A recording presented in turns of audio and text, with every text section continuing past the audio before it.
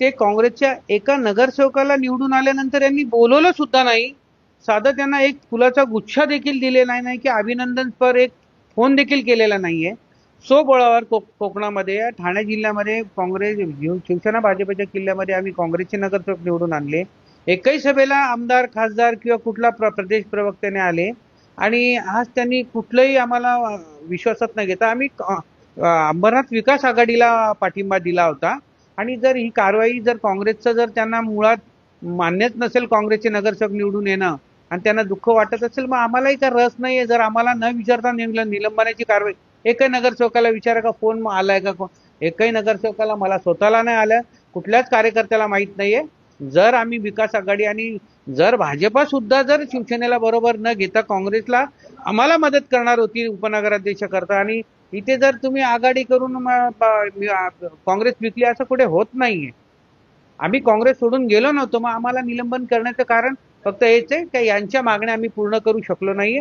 हे दुर्दैव आहे काँग्रेसचं का एक म्हणजे कुठल्याच कामचुकार असलेला प्रदेशाध्यक्ष नेमलाय ज्याला कुठलंच यशाची गरज नाही. तो अपयशी आहे आणि त्यांचं अपयश आमच्या माथ्यावर फाडायचं नाहीये आणि आम्हालाही फाडून घ्यायचं नाही. त्यांना फक्त पैसे पाहिजेत.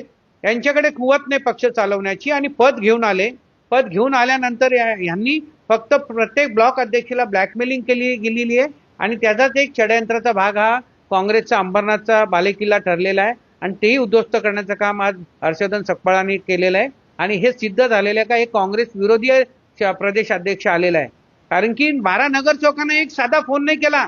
याची चौकशी करू शकता दिल्ली स्तरावरून का नगरसेवकांना का बोलवलं गेलं नाही का सत्कार केला नाही त्यांचा. हो 1 कोटी रुपये मागितले होते ब्लॉक अध्यक्ष देण्याकरता पण मला आदरणीय मुकुलजी वासनिक यांनी डायरेक्ट दिल्लीवरून ते पत्र दिलं होतं आणि आम्हाला प्रदेश ब्लॉक अध्यक्ष पद दिलं होतं आणि ते त्यांना जड झालं होतं. आज त्यांनी हे सिद्ध केलं का त्यांना काँग्रेसचं कुठलंच हितचिंतक नसून ते काँग्रेस विरोधी आहेत.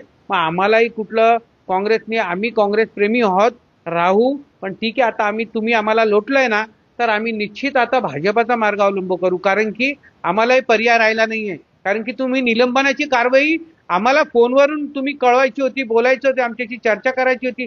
तुम्ही डायरेक्ट नॅशनल मीडियाला सांगताय हा आम्ही करू प्रवेश करू आता आमचं ठरलं. कारण आम्हाला निलंबन केलं कुठले आमची बाजू नाही ऐकता आम्हाला आज आमची इज्जत काढली तर मग यांची पण इज्जत जायला पाहिजे ना. प्रदेशाध्यक्ष त्यांनी काँग्रेसचा कुठेतरी प्रोटोकॉल पाहायला पाहिजे होता ना. नगरसेवकांना बोलवायला पाहिजे